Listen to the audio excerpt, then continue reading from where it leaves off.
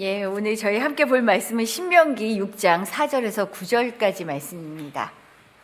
신명기 6장 4절에서 9절의 말씀. 우리 함께 읽도록 하겠습니다. 4절에서 9절까지 말씀입니다. 이스라엘아 들으라. 우리 하나님 여호와는 오직 유일한 여호와이시니 너는 마음을 다하고 뜻을 다하고 힘을 다하여 내 하나님 여호와를 사랑하라. 오늘 내가 네게 명하는 이 말씀을 너는 마음에 새기고 네 자녀에게 부지런히 가르치며 집에 앉았을 때든지 길을 갈 때든지 누워있을 때든지 일어날 때든지 이 말씀을 강론할 것이며 너는 또 그것을 내 손목에 메어 기호를 삼으며 내 미간에 붙여 표로 삼고 또 내 집 문설주와 바깥문에 기록할지니라. 아멘. 들으라 이스라엘아 하시는 말씀이죠. 하나님의 말씀을 그냥 두고 살아야 한다라는 거죠. 성경을 저희가 다음 주에 화요일부터 금요일까지 밤에 2시간씩 읽으려고 해요. 사실 아주 예전에는 직장 생활들을 많이 안 했으니까 특히 여성분들은 그래서 아침부터 한 일주일 정도를 꼽아 아침부터 한 6시까지 성경을 읽곤 했어요. 통독한다고. 근데 아무리 생각해도 견적이 안 나오는 거예요. 대부분이 직장 생활 하시죠. 그리고 밤에는 얼마나 피곤해요. 근데 그래도 한번 이렇게 같이 한번 읽고 나머지는 또 같이 발동을 걸고 읽더라도 각자 읽더라도 시간을 가져야겠다라고 생각해서 저희가 전에 2024년에 앞에 모세오경부터 사무엘상 전까지 읽었고요. 그리고 작년에는 우리가 신약 성경을 같이 다 읽는 걸로 했고 이번에 사무엘상부터 이제 이스라엘의 역사가 나오는 부분들을 읽으려고 해요. 근데 시간이 정말 없어요. 2시간이면 저희가 이 성경 읽는 걸 찾아보니까 하나 사무엘상 읽는데 2시간 정도가 걸려요. 2시간이 넘어요 보통은. 그래서 설명할 시간도 없을 것 같아요. 그래서 우선은 전체적인 구약 성경을 읽는데 맥을 잡고 읽는 것이 굉장히 중요할 것 같아서 오늘은 그 시간을 가지려고 하는데 제가 목사님한테 그랬어요. 제가 하겠다고. 왜 그랬을까요? 오늘 너무 길어질까 봐. 좀 배려해요. 제가 한번 그냥 훑고 가야 될 것 같은데 목사님 또 설명하다가 막 들어갈 것 같아요. 저는 별로 그렇게 안으로 안 들어가요. 그냥 쫙 목사님 뒤로 가시네. 그래서 한번 우리가 쫙 이거를 조명하는 게 필요하다. 맥락을 알아야 돼요. 이게 어떤 맥락으로 이야기가 전개가 되어지는지 알아야 되고 아시는 것처럼 아시겠지만 성경이 구약 성경이 처음부터 끝까지 연대 순으로 쓰여진 게 아니에요. 그래서 여기 제가 오늘 나눠드린 거에 간단하게 챕터별로 사실은 사무엘상부터 읽어야 되지만 맥락을 이해하려면 앞에 창세기부터의 이해가 필요해서 제가 간략하게 담았어요. 근데 사무엘상부터 열왕기에는 뒤에 이제 선지자들이 중간중간 계속 이스라엘 왕들에게 이야기하는 부분들이 나오거든요. 그래서 시대에 맞추어서 연대순으로 이거를 적어놨어요. 성경을 읽으실 때 이렇게 읽으면 큰 도움이 됩니다. 이래서 이 얘기했구나 선지자가. 이걸 알 수 있거든요. 한번 들어가 볼게요. 성경은 누구에 관한 이야기일까요? 하나님입니다. 하나님. 창세기 1장 1절이 어떻게 되죠? 태초에 하나님이 여기까지. 1장 1절이 짧지만 반만 할게요. 태초에 하나님이에요. 맨 처음이. 이 말은 뭐냐면 이것은 하나님이 만물보다 먼저 계시다. 만물의 원인이다라는 거예요. 지금 창조되기 이전이에요. 태초의 하나님이. 그가 만물 위에 계시며 만물의 목적이 되시는 겁니다. 이게 분명해야 돼요. 그래서 성경의 주체는 누구요? 하나님이에요. 하나님. 그리고 난 다음에 그 다음에 태초의 하나님이 어떻게 하셔요? 천지를 창조하시니라.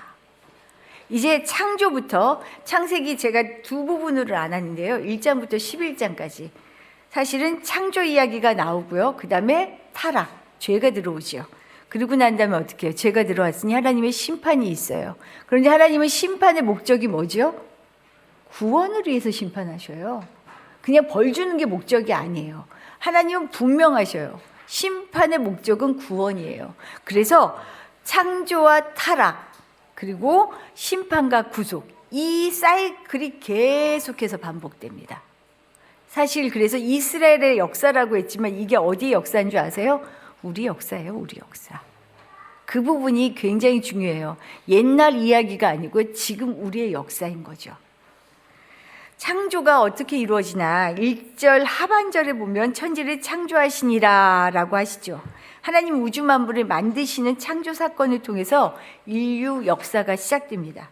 그런데 하나님의 창조 사역에서 가장 특별한 작품, 누가 뭐래도 뭐예요? 인간이죠. 사람이에요. 왜요?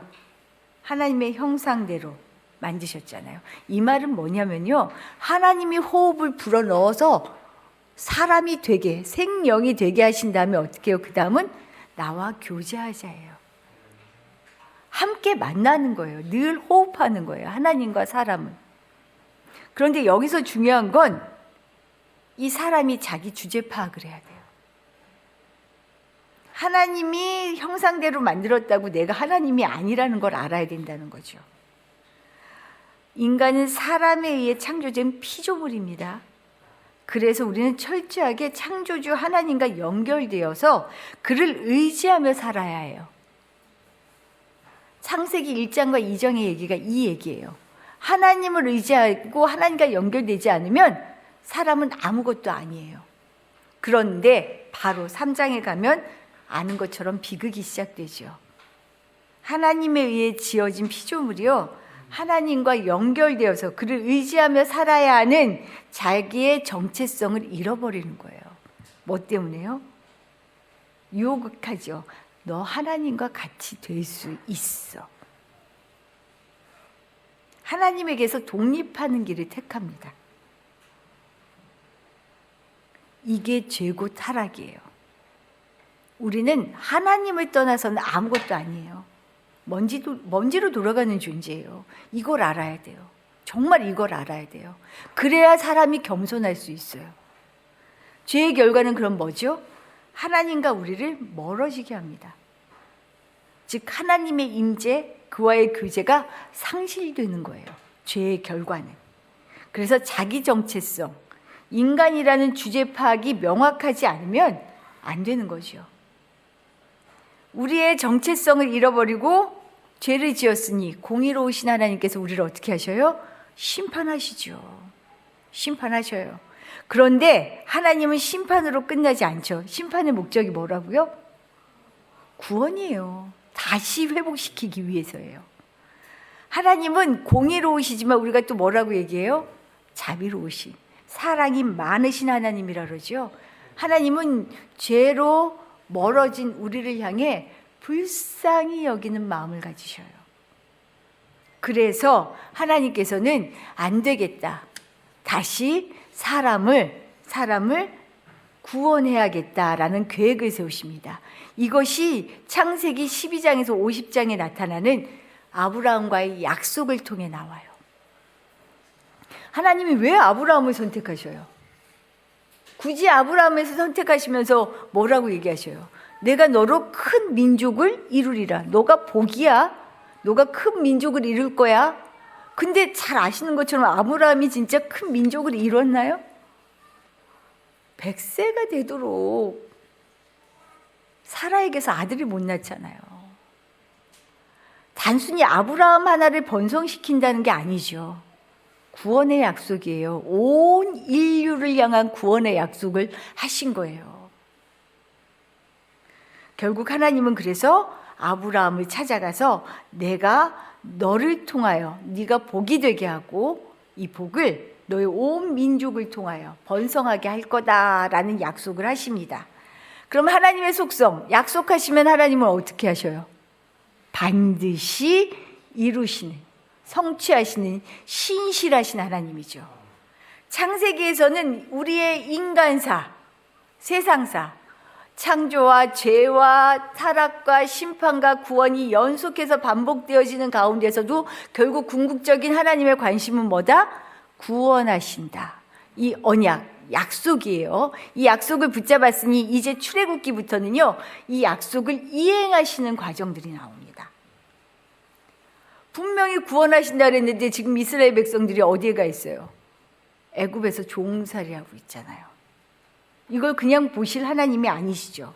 그래서 하나님께서 모세를 통해 구출하시면서 광활한 신의 광야, 신의 산에서 그들과 만나십니다. 여기서 하나님은 전에 아브라함과 언약을 맺으셨던 하나님께서 이제 이스라엘과 약속하셔요. 두 번째 언약이 이루어지죠. 이 언약을 통해서 하나님이 뭐를 얘기하시냐면요, 성전 건축을 명령하셔요. 성막 건축이죠. 성막 건축. 왜요? 성막은 하나님이 임재하시는 곳이잖아요. 광야에 있어? 너가 유리하는 방황하는 광야에 있어? 하지만 나는 너와 늘 함께하고 있어 라는 것을 알려주셔요. 그러면서 또 어떻게 해요? 하나님이 눈에 보여요? 안 보여요? 안 보이잖아요. 당신은 이제 보여주실 때가 온 거예요. 그래서 당신의 말씀, 율법을 통해 당신을 계시하는 거죠. 우리도 무엇을 통해 하나님을 봐요? 말씀을 통해 보는 거예요. 말씀처럼 하나님이 분명하게 보여지는 것이 없죠. 기준이죠, 기준. 그래서 이 성막의 건축과 율법을 주십니다. 그 다음에 자연스럽게 레위기에선 그럼 어떻게 해요? 하나님이 거하시는 성막을 짓는 일, 짓는 것을 출애굽기에서 했다면 이제 어떻게 해요? 이 목적을 이행하는 방법으로서 이 성막에서 드릴 제사, 제물에 대해 얘기하시죠. 그래서 레위기가 이어서 쓰여지고 있는 거예요. 하나님은 광야 가운데서도 이렇게 백성들에게 나타나시고 함께 하신다라는 것을 보여주고 계셔요. 그럼 그 다음 민수기는 뭘까요? 이제 이스라엘 백성은 신의 광야를 떠나서 광야를 왜 가고 있어요? 목적지가 있죠. 어디예요? 약속의 땅, 가나안 땅이잖아요. 민수기는요, 바로 이 약속의 땅을 갈 때 20세 이상의 장정들, 왜 20세 이상의 장정들이죠? 남자, 전쟁에 참가할 사람들. 수를 헤아리고요, 그들을 성막 주위에 전투 대형으로 배치합니다. 이게 뭐예요? 하나님이 약속하신 조상들을 통해 아브라함, 이삭, 야곱의 하나님 약속하신 땅을 정복하려는 거룩한 전쟁을 준비하는 거예요. 그래서 민수기가 영어로는 넘버스예요. 숫자를 헤아리는 거예요. 이게 그래서 중요한 거죠. 전쟁에 참여할 자들, 하나님의 거룩한 전쟁을 준비하는 거예요. 그럼 이제 준비를 딱 합니다. 말씀을 따라 갈 때마다 광야에서 하나님은 성막에서 만나주시고 함께 해주시고, 그런데 이제 딱 가나안을 앞에 두고 정탐꾼을 보내죠. 그 다음 어떻게 돼요? 12 정탐꾼이 갔다 온 다음에 뒤집어지죠. 못 간다, 아니다, 그들이 너무 거대하다, 우리는 가면 죽는다. 이때 누구만? 여호수아와 갈렙만. 아니야, 하나님이 약속하셨잖아.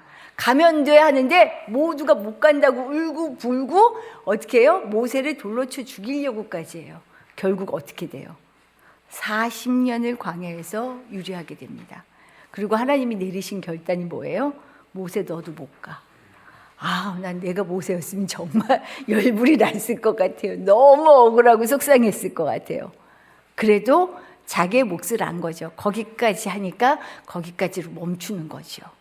이렇게 해서 민수기가 마무리되면서 다시 돌고 돌아서 이제 진짜 또 가나안 땅 앞에 와요.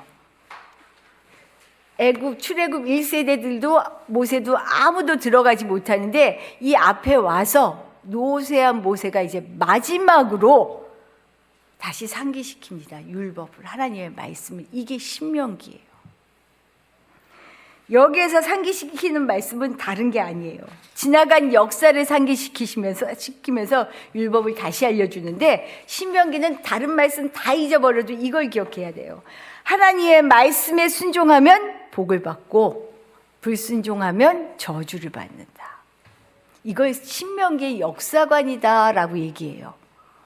그렇게 해서 드디어 이제 어떻게 해요? 여호수아, 모세가 죽고 여호수아와 함께 이스라엘 백성들이 가나안에 들어갑니다. 그래서 여호수아서는요, 가나안 땅 정복 이야기예요. 그런데 가나안 땅에 정착해서 이스라엘 백성들이 진짜 말씀에 따라 잘 살았을까요? 아니요. 왜 그랬을까요? 유목민으로 살다가 농업지대인 가나안 땅에 딱 정착했는데 이들이 보니까 이들한테 하나님은요, 유목민의 신이다라고 여긴 거예요. 막상 가나안 땅에 보니까 여기서 농사 짓고 이제 먹고 살아야 되는데 먹고 사는 걸 주관하는 신이 따로 있더라는 거죠. 바알과 아스타로. 그래서 하나님이 아니라 다른 우상을 의지하게 되는 거예요. 그들은 하나님을 유목민의 신으로 생각했기 때문에 이제 자신들이 먹고 살 길을 나름대로 다시 이방 신을 통해 찾으려고 하는 거예요. 이걸 한마디로 뭐라고 얘기해요? 하나님에 대한 불신이에요. 불신. 하나님에 대한 신뢰가 없으니까 불신하게 되죠. 이 결과 어떻게 돼요, 그럼? 또 돌아가는 거예요. 우리 지금 똑같죠? 하나님의 말씀을 들어. 잘 살 것 같아. 근데 또 죄를 지어요. 그 결과가 사사기에서 나타나요. 하나님에 대한 불신과 우상숭배 때문에요, 이스라엘 백성은 진정한 왕인 하나님과 맺은 언약을 지키지 못합니다. 이로 인해 이방 민족들로부터 계속 압제를 당해요. 사사 이야기 나오죠. 블레셋한테 다른 나라들한테 수도 없이 맨날 당해요. 그럼 사사가 딱 나타나서 구출을 해주는 이야기들이 쭉 나옵니다. 그게 반복되고 있어요.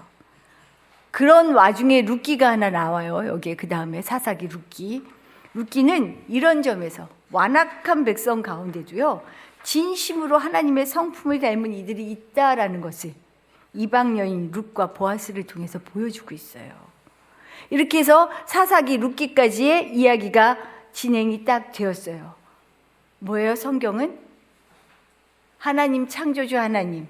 근데 우리가 죄로 말미암아 하나님과 멀어져서 심판받을 수밖에 없는데 하나님은 그럼에도 불구하고 우리를 어떻게 해요? 구원하시려고 끊임없이 말씀하시고 사사를 통해서도 얘기하시고 보여주시고 하시죠. 그러다가 이제 사무엘서 본격적인 역사 이야기가 진행이 돼요. 마침내 하나님은 또 다른 위대한 예언자 사무엘을 보내죠. 사무엘은 다윗에게 기름을 부어서요, 이스라엘 백성의 이상적인 왕으로 세웁니다. 사실 왕은 하나님이시라 왕을 세울 필요가 없죠. 근데 사람들이 어떻게 해요? 우리도 왕이 있어야 돼. 저기 왕이 있으니까 잘 사는 것 같아. 끊임없이 요구해요. 하나님은 어떻게 하셔요? 또 주셔요. 우리하고 비슷하지 않아요? 어거지 부리면 되는 것 같아요. 그런데 또 이 왕이 어떻게 돼요? 왕의 역사를 이제 보게 될 거예요. 근데 여기서 다윗이 중요한 이유가 있습니다. 사무엘서는 다윗을 중심으로 한 이야기예요. 하나님이 그와 언약을 맺으셨기 때문이에요. 세 번째 언약이 나오는 거예요. 다윗의 후손 중 하나가 이스라엘 백성을 영원히 다스리게 될 거다라고 약속하시죠. 그 후손이 누구게요? 예수 그리스도잖아요. 그래서 마태복음 1장 1절 보면요, 족보가 시작할 때, 예수님의 족보를 이야기할 때 이렇게 시작해요. 아브라함과 다윗의 자손 예수 그리스도의 계보라. 하나님의 언약을 그대로 보여주시는 거죠. 언약의 성취, 약속이 성취되는 것을 그대로 보여주고 계셔요. 그렇게 해서 사무엘서는 인간 왕 다윗의 이야기를 쭉 이어갑니다. 그리고 나서 열왕기서로 이어지죠. 그런데 너무나 애석하게도요, 이스라엘 백성은 또다시 하나님을 거역합니다. 하나님의 말씀대로 백성을 이끌어야 할 왕들이 오히려 백성들을 어떻게 해요? 배교의 길로 이끌고 있어요. 우리 열왕기서나 역대서 둘 다 이스라엘 똑같은 역사를 담는데 나중에 뒤에서 제가 그 차이를 말씀드릴 거예요. 이거 성경 보다가 그런 생각 안 드셨어요? 어쩜 이렇게 악한 왕들만 있지? 어떻게 왕들이 이럴 수가 있지라는 생각이 들 거예요. 사실 우리가 지금 세상이 망해가 이런 시대가 어디 있어라고 얘기하는데 제가 보기에는 늘 그랬을걸요. 연속인 것 같아요. 배교의 길을 가는 것을 보면서 하나님께서는 그래도 때마다 선지자들을 보내서 당신의 뜻을 전하십니다. 그래서 열왕기서를 읽으실 때요, 곳곳에 이사야 선지자 이야기, 예레미야 선지자의 이야기, 이런 이야기들이 사실은 중간중간에 다 들어가는 이야기들이에요. 그래서 제가 밑에 보면은 어떻게 해요? 그 장에 맞춰서 선지서들을 읽어야 되는 선지서들을 파란 글씨로 적어드렸어요. 그럼에도 불구하고 이스라엘 백성들이 끝없이 불순종하니까 결국 하나님은 레위기 26장 그리고 신명기 28장에 기록된 저주로 그들을 심판하십니다. 이 심판은 어떻게 해? 결과가 나라가 망하는 거예요. 하나의 왕국이 두 왕조도 지나기 전에 분열이 돼버리죠. 두 개의 왕조로. 그리고 북이스라엘이 먼저 아수르에 의해서 망하고요. 그리고 남왕국이 어떻게 돼요? 바벨론에 의해서 망하게 됩니다. 보시면 제가 남북 분열 왕조부터를 적어놨는데 사실 이 안에 먼저 끼어들어가 읽을 책이 있어요. 남북 분열 전에 읽을 책이 우리가 소위 말하는 시가서예요. 뭐가 있죠? 잠언, 전도, 아가, 시편, 욥기가 있어요. 이거를 이쯤 읽으면 좋은 게 왜냐하면 잠언, 전도, 아가서는 보통 솔로몬, 그렇죠? 솔로몬의 이야기가 많죠. 시편에 많은 시가 다 그렇진 않지만 많은 시가 또 다윗의 시예요. 근데 욥기는 시대적으로 보면은요 창세기 쪽으로 봐요. 족장 시대라 그래서. 근데 이쯤 같이 읽어도 괜찮을 것 같아요. 이렇게 읽고 난 다음에 남북이 분열된 다음 분열했을 때 왕조가 열왕기상 12장에서 열왕기하 14장까지가 나옵니다. 근데 이 왕조는요 맨 마지막 뒤편에 보시면 제가 표를 하나 만들어서 놓았어요. 나중에 성경 읽으실 때랑 도움이 되실 거예요. 이 표를 보면 남왕국과 북왕국의 왕들 시대적으로 구분을 해놓고 그때 활동했던 선지자를 같이 엮어서 그래서 이렇게 보시면 성경을 이해하고 보시는데 훨씬 수월하실 것 같아요. 이때 남북 분열왕조 때 활동했던 선지자가 아모스, 호세아, 요나가 있고요. 북이스라엘이 망하죠. 먼저 이때 이사야 선지자와 미가 선지자가 활동합니다. 그리고 마지막 남유다가 멸망하고 난 다음에 우리가 알고 있는 스바냐, 하박국, 나훔, 요엘, 예레미야. 그래서 남유다가 망할 때 예레미야를 무슨 선지자라고 부르죠? 애칭이 있는데 눈물의 선지자라 그래요. 눈물의 선지자. 예, 나라가 망하는 걸 이제 심판받을 거야라는 걸 얘기하니 눈물 없이 말할 수가 없는 거죠. 애통하는 마음으로 얘기한 거죠. 이 당시에 그래서 쓰여졌다라는 거예요. 그렇게 하고 나서 열왕기서가 끝이 나는데요. 그 다음에 제가 뒤에를 어디를 연결했죠? 에스겔이 나와요. 에스겔과 다니엘은 바벨론에 의해서 나라가 에스겔은 약간 그 시점이 겹쳐지기는 하는데요. 망하고 난 다음 그리고 다니엘은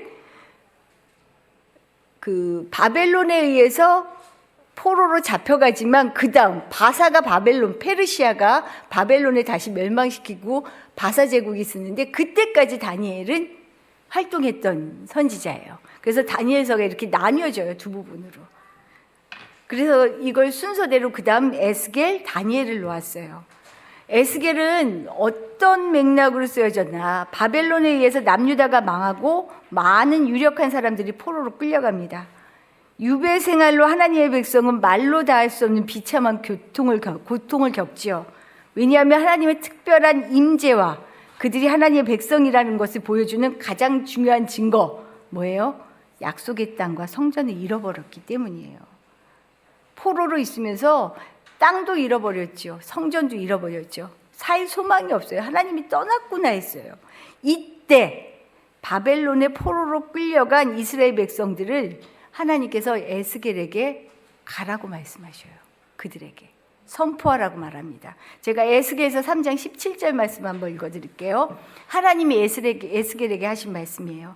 인자야, 내가 너를 이스라엘 족속의 파수꾼으로 세웠으니 너는 내 입의 말을 듣고 나를 대신하여 그들을 깨우치라. 에스겔이 받은 사명이에요. 하루라도 빨리 이스라엘 백성들은 어때요? 포로 생활에서 끝나서 예루살렘으로 돌아가고 싶어요. 그런데 에스겔 선지자는 이때 뭘 선포하냐면, 아니야, 빨리 못 가. 우리 지금 갈 때가 아니야. 그러면서 처음에 선포한 내용이 뭐냐면요, 왜 우리가 망했는 줄 알아? 왜 포로가 되었는지 알아? 이것을 상기시키는 일을 합니다. 이 일을 하고 난 다음에 에스겔서, 우리 에스겔서 하면 제일 기억나는 말씀이 어디예요? 뭐가 있으세요 혹시? 마른 뼈 환상. 이게 그거예요. 너네 포로지, 너네 죽을 것 같지? 근데 그거 끝 아니야. 내가 너의 뼈들, 마른 뼈들을 다 연결해서 거기에 숨을 넣어서 다시 살아나게 할 거야. 회복시킬 거야. 그래서 에스겔은요, 두 가지 이런 말씀을 그때 포로로 잡혀간 이스라엘 백성들에게 선포하는 역할을 하는 거예요. 그때 쓰여진 책이죠. 그리고 난 다음에 다니엘은 아까 말씀드린 것처럼 바벨론이 다시 망하고 바사 제국이 세워질 때까지 고위 관리직에 있으면서 하나님만 의지하는 아주 그런 모습을 보여주는 거예요. 이렇게 순서대로 했는데 보면 그 다음에 에스라, 느헤미야가 나와요. 성경책의 순서로는 에스라, 느헤미야가 앞쪽에 있죠. 사사기, 룻기, 사무엘상하, 열왕기상하, 역대상하, 에스라, 느헤미야, 에스더가 나오는데 이 순서로는 아주 뒤쪽이에요. 에스라도 두 부분으로 나뉘어요. 6장까지, 이때까지는요, 바벨론이 망하고 바사 제국이 등장하면서 다수는 아니지만 일부 사람들이 1차로 예루살렘에 귀환하는 사건이 있습니다. 이때 성전 재건하는 일이 있어요. 이때 또 활동했던 선지자가 학개, 스가랴가 나와요. 그 다음에 바사 제국 하에, 에스더는 그 중간쯤 되는 거예요. 바사 제국 하에. 그때 유대인들이 모함을 받죠. 죽을 위기에 처하게 되죠. 여기에서 유대 포로민들을 죽이려고 하는 이 모함에서 건짐을 받는 사건이 하나 뚝 에스더서에 나오는 거예요. 그리고 난 다음 에스라 7장부터 느헤미야까지, 이때는 한 1세기 정도쯤이 지나고 난 다음에요, 2차 귀환이 일어나요. 더 이제 많이 가죠. 이때 예루살렘으로 가서 성벽을 재건하고 또 다른 개혁을 단행하는 이야기가 나옵니다. 그리고 이때 마지막 선지자 말라기, 그러니까 이 시기에 같이 읽을 수 있는 책이 있고요. 이 순서 이제 전체적인 흐름이 조금 이렇게 오세요? 예, 이런 흐름을 따라서 사실은 구약 성경이 쓰여졌어요. 근데 제가 마지막으로 역대기를 넣었어요. 왜냐하면 똑같은 역사를 이야기하는데 열왕기와 역대기는 달라요. 관점이 다르고요. 쓴 목적도 달라요. 똑같은 내용이지만 의미가 다른 거예요. 열왕기와 역대기는 이스라엘의 왕정이라는 동일한 시기에 대해서 어떻게 다르게 이야기하냐. 열왕기는 아까 제가 신명기적 관점을 얘기했어요. 기억하세요 혹시? 신명기의 가장 중요한 거, 다른 거 다 잊어도 되는데 제일 중요한 게 뭐라 그랬죠? 하나님의 말씀을 순종하면 복을 받고 불순종하면 저주를 받는다. 열왕기는 이런 관점을 가지고 있었어요. 왜냐하면 하나님의 언약에 불순종해서 지금 이스라엘이 하나님의 심판으로 망한다. 북이스라엘도 망하고 남유다도 망하고 있어. 이스라엘이 멸망하는 원인이 뭔지를 너네가 알아야 돼. 말씀에 순종해야 돼. 이 목적을 가지고 쓰여진 게 열왕기서예요. 그래서 다윗과 솔로몬을 포함한 왕들의 복합적인 모습을, 죄악을 가감없이 다 드러내는 거예요. 치부를 다 드러내잖아요. 이유가 있어요. 이래서 망하는 거야. 하나님의 말씀 앞에 우리가 바로 서야 돼라는 것을, 순종해야 돼라는 것을 강조하는 거죠. 반면에 역대기는요, 사실 같은 역사서인데 포로기 이후에 쓰여져요.